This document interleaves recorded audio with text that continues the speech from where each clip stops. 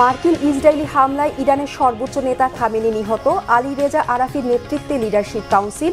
মধ্যপ্রাচ্য জুড়ে ইরানি হামলায় নিহত ৩ মার্কিন সেনা। মধ্যপ্রাচ্যে বাংলাদেশিদের নিরাপত্তা নিশ্চিতের নির্দেশ প্রধানমন্ত্রীর। ভূমিকম্প পরবর্তী পরিস্থিতি মোকাবেলায় ঢাকায় ১ লাখ স্বেচ্ছাসেবক তৈরির নির্দেশনা। আরব আমিরাতে ইরানি হামলায় ১ বাংলাদেশি সহ নিহত ৩ নাগরিকদের নিরাপত্তায় গালফ প্রতিনিধিদের সাথে বৈঠক। পররাষ্ট্র সচিবের ফ্লাইট স্থগিতে বিপাকে বহুযাত্রী। দেশের শীর্ষ সন্ত্রাসী ও চাঁদাবাজদের দ্রুত আইনের আওতায় আনা হবে, অ্যাকশন শুরু শিগগিরই, জানিয়েছেন স্বরাষ্ট্রমন্ত্রী।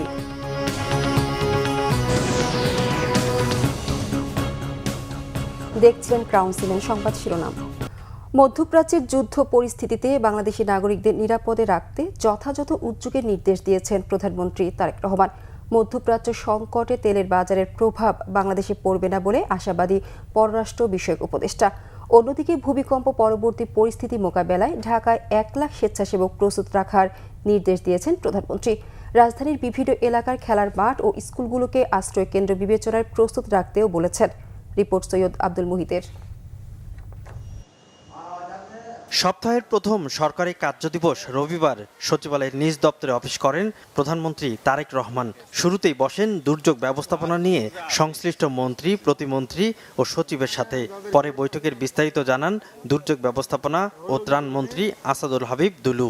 ১ লক্ষ স্বেচ্ছাসেবক আমরা যেমন আমাদের কোস্টাল এরিয়ার মধ্যে আছে, একই আঙ্গিকে একই মডেলে তৈরি করার জন্য আমাদের একটা নির্দেশনা দিয়েছে। বিশেষ করে ওই সময় লোকজন ঢাকা শহরে বিভিন্ন খেলার মাঠ, স্কুলকে চিহ্নিত করতে বলা হয়েছে আমাদেরকে, এবং আরও কিছু নির্দেশনা দিয়েছে কিছু ইকুইপমেন্ট দ্রুত গতিতে যাতে আমরা প্রকিউরমেন্ট করতে পারি, এবং অ্যাওয়ারনেস তৈরি করার জন্য অন্য অন্য মন্ত্রণালয়ের সঙ্গে আমাদের কাজ করার নির্দেশনা দিয়েছে। এগুলো নিয়ে আমরা কাজ করে আগামী ১১ তারিখ আবার আমরা বসে এটার ফলো আপ দিব। পরে প্রধানমন্ত্রীর সাথে মধ্যপ্রাচ্যের যুদ্ধ পরিস্থিতিতে বাংলাদেশের ভূমিকা ও করণীয় নিয়ে আলোচনা হয় পররাষ্ট্রমন্ত্রী ও পররাষ্ট্র উপদেষ্টার। বৈঠক শেষে ব্রিফিং করেন পররাষ্ট্র বিষয়ক উপদেষ্টা হুমায়ুন কবির। এবং আমাদের সিটিজেন্সদের ব্যাপারে বাংলাদেশি যারা আছে ওইসব জায়গায় এরাই আমাদের প্রায়োরিটি, এবং যারা স্ট্যান্ডার্ড আছে প্যাসেঞ্জাররা এদেরকে সহায়তা করা। আমি নিজেই প্রাইম মিনিস্টারের নির্দেশে গতকালকে এয়ারপোর্টে গেছি মাননীয় বিমানমন্ত্রীর সাথে। তো মানে in terms of we are coordinating well, যাতে কোনো ডিস্ট্রেস আমাদের সিটিজেন্সদের হয় না, ফ্লাকচুয়েশন হইতে পারে, বাট আমাদের মোটামুটি প্রস্তুতি ভালো এগুলোর জন্য। এগুলো নিয়ে কোনো তেমন শঙ্কিত কিছু নাই। পররাষ্ট্র উপদেষ্টা জানান, মধ্যপ্রাচ্যের সমস্যা কূটনৈতিক তৎপরতা ও আলোচনার মাধ্যমে সমাধানের জন্য আন্তর্জাতিক মহলকে আহ্বান জানিয়েছেন প্রধানমন্ত্রী তারেক রহমান। সৈয়দ আব্দুল মুহিত, বাংলা ভিশন, ঢাকা। সংযুক্ত আরব আমিরাতে ইরানের হামলায় ১ বাংলাদেশি নাগরিক সহ মোট ৩ জন নিহত হয়েছেন। রবিবার আমিরাতের প্রতিরক্ষা মন্ত্রণালয়ের বরাতে বার্তা সংস্থা এএপি এ তথ্য জানিয়েছে। যুক্তরাষ্ট্র ও ইসরায়েলি হামলার প্রতিক্রিয়ায় ইরান হামলা চালালে আমিরাতে অন্তত ৩ জন নিহত এবং ৫৮ জন আহত হয়েছে। হামলায় আরও ১ জন পাকিস্তানি ও নেপালি নাগরিক নিহত হয়েছেন। দেশটির প্রতিরক্ষা মন্ত্রণালয় যে বলছে, আমিরাত ১৬৫টি ব্যালিস্টিক ক্ষেপণাস্ত্র শনাক্ত করেছে, যার মধ্যে ১৫২টি ধ্বংস করা হয়েছে। বিবৃতিতে আরও বলা হয়, মোট ৫৪১টি ইরানি ড্রোন শনাক্ত করা হয়েছে, যার মধ্যে ৫০৬টি প্রতিহত করা হয়েছে। ইরানের উপর হামলার প্রেক্ষাপটে সেখানে বসবাসরত বাংলাদেশি নাগরিকদের নিরাপত্তা ও সুরক্ষা নিয়ে গভীর উদ্বেগ প্রকাশ করেছে বাংলাদেশ। রবিবার পররাষ্ট্র মন্ত্রণালয়ের এক বিবৃতিতে বলা হয়েছে, এই দ্বন্দ্ব অব্যাহত থাকলে তা কেবল আঞ্চলিক শান্তি, স্থিতিশীলতা এবং বেসামরিক জনগণের নিরাপত্তাকেই বিপন্ন করবে বলে সতর্ক করছে বাংলাদেশ। সংশ্লিষ্ট সকল পক্ষকে সর্বোচ্চ সংযম প্রদর্শন এবং মতপার্থক্য নিরসনে কূটনৈতিক আলোচনায় ফিরে আসার আহ্বান জানানো হয়েছে ঢাকার পক্ষ থেকে। বাংলাদেশ এই অঞ্চলের বেশ কিছু দেশের সার্বভৌমত্ব লঙ্ঘনেরও নিন্দা জানিয়েছে, যার মধ্যে রয়েছে বাহরাইন, ইরাক, জর্ডান, কুয়েত, কাতার, সৌদি আরব ও সংযুক্ত আরব আমিরাত। বাংলাদেশ আশা করে যে দ্রুততম সময়ের মধ্যে পরিস্থিতি শান্ত হবে এবং পুরো অঞ্চল জুড়ে শান্তি, নিরাপত্তা ও স্থিতিশীলতা ফিরে আসবে।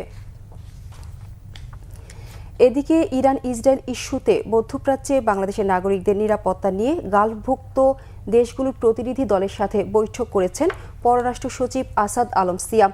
রবিবার সকালে ২০ মিনিটের কিছু বেশি সময়ের বৈঠকে বাংলাদেশি যারা মধ্যপ্রাচ্যের দেশগুলোতে যেতে পারেননি কিন্তু যাবার কথা ছিল, তারা যেন ভিসা নিয়ে সংকটে না পড়ে সেজন্য দেশগুলোর সহযোগিতা চাওয়া হয়।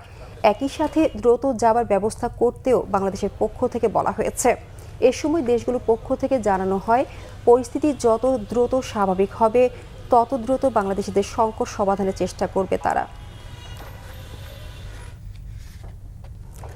ইরানে যুক্তরাষ্ট্র ও ইসরায়েলের যৌথ হামলার কারণে মধ্যপ্রাচ্যের প্রায় সব দেশের আকাশসীমা বন্ধ করে দেয়ায় বিপাকে পড়েছেন বাংলাদেশের প্রবাসী শ্রমিক ও যাত্রীরা।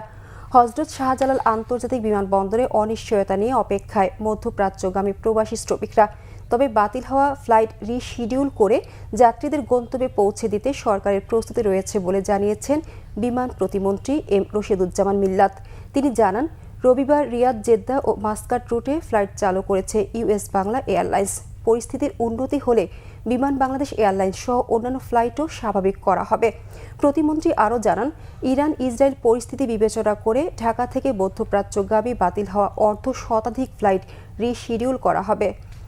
বিমান যে ফ্লাইটগুলি মধ্যপ্রাচ্যে যাচ্ছে সেই মধ্যপ্রাচ্যের ফ্লাইটগুলি আপাতত স্থগিত করে আমরা রিরুট করে রিশিডিউল করে আমরা লোকজনগুলি পাঠানোর ব্যবস্থা করছি। সমাজ কল্যাণ মন্ত্রী ডাক্তার জাহিদ হোসেন বলেছেন, ফ্যামিলি কার্ডের জন্য তালিকাভুক্তিতে সরকারি কর্মকর্তারা তদারকি করছেন। এতে ইচ্ছা করে কাউকে বাদ দেয়া বা যুক্ত করার সুযোগ নেই। রবিবার রাজধানীর করাইল বস্তিতে ফ্যামিলি কার্ডের মাঠ পর্যায়ের কার্যক্রম দেখতে গিয়ে তিনি একথা বলেন। মন্ত্রী বলেন, 5ই মার্চের মধ্যে তথ্য সংগ্রহের কাজ শেষ হবে। 8 তারিখের মধ্যে প্রথম পর্যায়ের কার্ড বিতরণের জন্য সব কার্যক্রম সম্পন্ন হবে। 10 মার্চ প্রধানমন্ত্রী তারেক রহমান এই কার্ড বিতরণ করবেন। ডাক্তার জাহিদ বলেন, প্রথম পর্যায়ের কাজ শেষ হলে দ্বিতীয় পর্যায়ের কাজে হাত দেওয়া হবে। দরিদ্র এবং নিম্নবিত্ত পরিবারের নারীরা আগে এই কার্ড পাবেন। ফ্যামিলি কার্ড বিতরণে দলীয় বিবেচনা করা হবে না বলে আবারও জানান সমাজ কল্যাণমন্ত্রী। স্বাস্থ্যসেবা জনগণের কাছে পৌঁছে দিতে সরকার কাজ করছে জানিয়েছেন এলজিআরডি মন্ত্রী মির্জা ফখরুল ইসলাম আলমগীর। রবিবার সকালে ঠাকুরগাঁও জেনারেল হাসপাতাল পরিদর্শন শেষে তিনি একথা বলেন। মির্জা ফখরুল ইসলাম আলমগীর বলেন, স্বাস্থ্য খাতে কেউ দুর্নীতি করলে তার বিরুদ্ধে কঠোর ব্যবস্থা নেওয়া হবে। ঠাকুরগাঁও মেডিকেল কলেজ স্থাপনের নীতিগত সিদ্ধান্ত নেওয়া হয়েছে জানিয়ে মন্ত্রী বলেন, জেলার 250 শয্যার জেনারেল হাসপাতালকে 500 শয্যায় উন্নীত করা হবে। এছাড়া হাসপাতাল পরিচ্ছন্ন রাখা, চিকিৎসা সরঞ্জাম বৃদ্ধি এবং সেবার মান উন্নয়নে হাসপাতাল কর্তৃপক্ষ চাহিদাপত্র পাঠালে তা দ্রুত বাস্তবায়নের উদ্যোগ নেওয়া হবে বলে জানান স্থানীয় সরকার মন্ত্রী। দেশের শীর্ষ সন্ত্রাসী ও চাঁদাবাজদের খুব শিগগিরই আইনের আওতায় আনা হবে বলে জানিয়েছেন স্বরাষ্ট্রমন্ত্রী সালাউদ্দিন আহমেদ। বলেন, কিভাবে আনা হবে সেই পরিকল্পনা ফাঁস করা সম্ভব নয়, তবে অ্যাকশন শুরু হবে শিগগিরই। মাঠ থেকে সেরা সদস্যদের প্রত্যাহারের বিষয়ে সরকারের বিভিন্ন পর্যায়ে আলোচনার পর সিদ্ধান্ত নেওয়া হবে বলে জানান স্বরাষ্ট্রমন্ত্রী। রিপোর্ট রিশাদ নাসরুল্লাহর। স্বরাষ্ট্র মন্ত্রণালয়ের আওতায় থাকা বিভিন্ন বাহিনী ও দপ্তর প্রধানদের সাথে ধারাবাহিক বৈঠক করছেন স্বরাষ্ট্রমন্ত্রী সালাউদ্দিন আহমদ। সেই ধারাবাহিকতায় রবিবার সচিবালয়ে ফায়ার সার্ভিস ও সিভিল ডিফেন্সের সাথে বৈঠক করেন তিনি। পরে স্বরাষ্ট্রমন্ত্রী সাংবাদিকদের জানান, দেশের আইন শৃঙ্খলা পরিস্থিতি ভালো রয়েছে। চট্টগ্রামে গোলাগুলির ঘটনায় করা প্রশ্নের জবাবে স্বরাষ্ট্রমন্ত্রী বলেন, সন্ত্রাসীদের চিহ্নিত করা হয়েছে। বিএনপির বিরুদ্ধে চাঁদাবাজির অভিযোগ প্রসঙ্গে বলেন, ঢালাও মন্তব্যের জবাব দেওয়া যায় না। আমি আপনাদের জ্ঞাতার্থে বলতে চাই, বাংলাদেশে যত শীর্ষ সন্ত্রাসী আছে, এরকম যত চাঁদাবাজ আছে, তারা অতি অবশ্যই যাতে আইনের আওতায় আসে, ধৃত হয়, সেই ব্যবস্থা আমরা খুব দ্রুত নেব। আমি আমাদের পরিকল্পনাটা এখানে এখনই ফাঁস করতে চাই না। এই বিষয়ে আমরা অত্যন্ত কঠোর। তাদেরকে চিহ্নিত করে আইনের আওতায় নিয়ে আসেন, আইন শৃঙ্খলা বাহিনীর হাতে তাদেরকে সুপর্দ করেন, কিন্তু কোনো অভিযোগ ঢালাওভাবে করলে তো তার জবাব দেওয়া যায় না। রাজনৈতিক সরকার ক্ষমতায় বসার পরেও মাঠ পর্যায়ে সশস্ত্র বাহিনী থাকার বিষয়ে মন্ত্রী বলেন, এই বিষয়ে আলোচনা করবে সরকার। ভারতীয় হাইকমিশনের সঙ্গে বৈঠকে রাষ্ট্রীয় স্বার্থকে অগ্রাধিকার দেওয়া ও সীমান্ত হত্যা বন্ধে পদক্ষেপ নেওয়ার বিষয়টি বলা হয়েছে বলে জানান সালাউদ্দিন আহমেদ। সরকারের যে আগের নির্দেশনা অনুসারে পরবর্তী নির্দেশ না দেওয়া পর্যন্ত সশস্ত্র বাহিনী যেভাবে মাঠে ছিল উইথ ম্যাজিস্ট্রিয়াল পাওয়ার সেভাবেই আছে। এই মেয়াদটা কবে শেষ হবে আমার এখন জানা নাই, আমি দেখতে হবে। তা আমরা এটা সরকারের উচ্চ পর্যায়ে আলোচনা করে আমাদেরকে নির্ধারণ করতে হবে যে সশস্ত্র বাহিনী আর কতদিন মাঠে থাকবে। তারাও আর মাঠে দীর্ঘদিন থাকতে চায় না। প্রতিবেশী হিসাবে আমাদের ভারতের সাথে অনেক বেশি লেনদেন আছে, ব্যবসা বাণিজ্য আছে, যাতায়াত আছে, বিভিন্ন ক্ষেত্রে সেই সমস্ত বিষয়ে এবং সিকিউরিটি অ্যাসপেক্টগুলো নিয়ে তারা কথা বলতে এসেছিলেন। অন্তর্বর্তী সরকারের জারি করা অধ্যাদেশগুলো গ্রহণ বা বর্জনের ব্যাপারে সাংবাদিকদের এক প্রশ্নের জবাবে স্বরাষ্ট্রমন্ত্রী বলেন, এ বিষয়ে সংসদ সিদ্ধান্ত নেবে। 15 দিন পর পর্যন্ত। রিশান নাসরুল্লাহ, বাংলাভিশন, ঢাকা। পৈতৃক বাড়ি মুন্সিগঞ্জে সিরাজদি খানের সৈয়দপুরে জামিয়া ইসলামিয়া হালিমা মধুপুর মাদ্রাসায় ইফতার মাহফিলে অংশ নেন মুক্তিযুদ্ধ বিষয়ক মন্ত্রণালয়ের প্রতিমন্ত্রী ইশরাক হোসেন।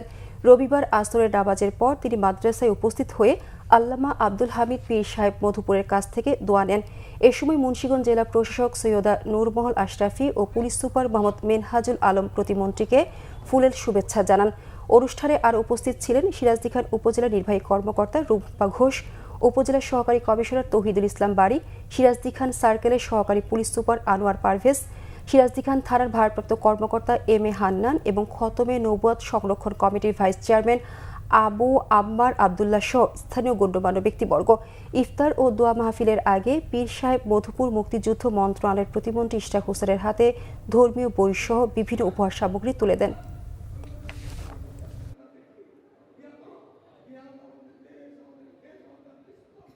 24-এর গণ অভ্যুত্থানে আইন শৃঙ্খলা বাহিনীর গুলিতে নিহত শহীদ আব্দুল্লাহ বিন জাহিদের ক্যান্সারে আক্রান্ত ছোট ভাই জিসানের চিকিৎসায় আবারও সহায়তা দিয়েছেন বিএনপির চেয়ারম্যান ও আমরা বিএনপি পরিবারের প্রধান পৃষ্ঠপোষক প্রধানমন্ত্রী তারেক রহমান।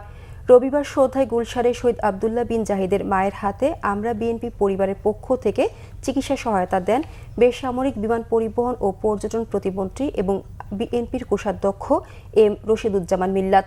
এ সময় উপস্থিত ছিলেন আমরা বিএনপি পরিবারের সদস্য সচিব কৃষিবিদ মুকসেদুল মুমিন মিথুন, জাতীয় প্রেস ক্লাবের ম্যানেজিং কমিটির সদস্য জাহিদুল ইসলাম রনি, বিশিষ্ট ব্যবসায়ী ও তরুণ উদ্যোক্তা ব্যারিস্টার শাহাদাত বিন জামান শোভন, আমরা বিএনপি পরিবারের সদস্য মাসুদ রানা লিটন, মুস্তাকিম বিল্লাহ ও শাকিল আহমেদ।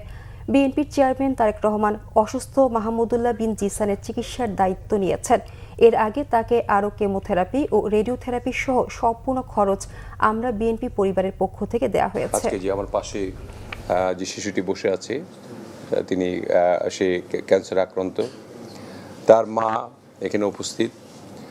তার একটা ছেলে 5ই আগস্টে আপনার নিহত হয়েছে গুলিবিদ্ধ হয়ে, এবং তার 14 দিন বা 15 দিনের পরেই এই ছোট ভাইটির ক্যান্সার ধরা পড়ে।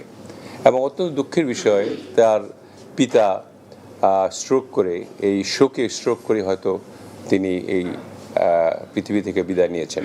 জিসানের ক্যান্সারের যে চিকিৎসা সেগুলি করার ব্যয়ভার জনাব তারেক রহমানের নির্দেশে আমরা বিএনপি পরিবার করেছি।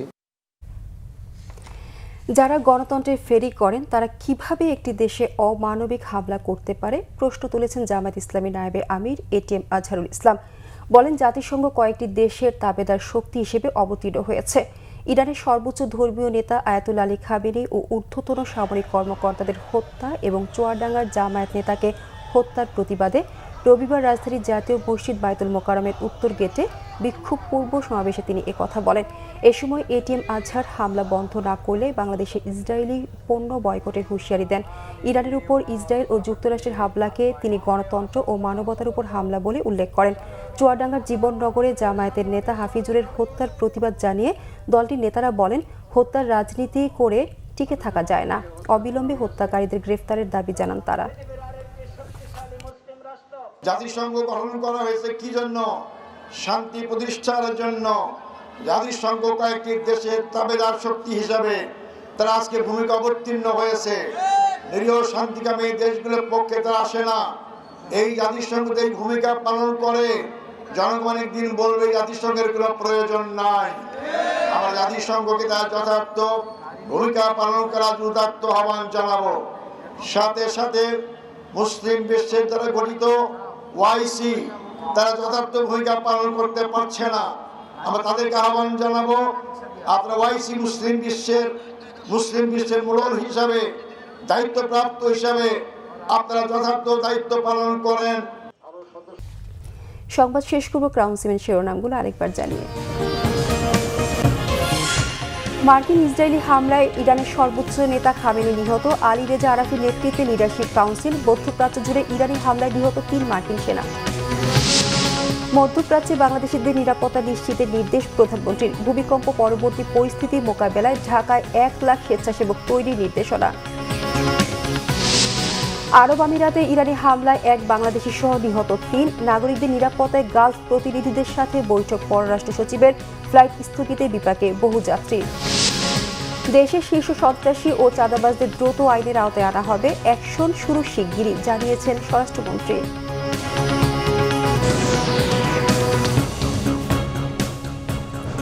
এই ছিল এখনকার মতো। পরের সংবাদ সকাল 10টায়। এর আগে 9টায় রয়েছে নিউজ টপ 10 দেখার আমন্ত্রণ রইল।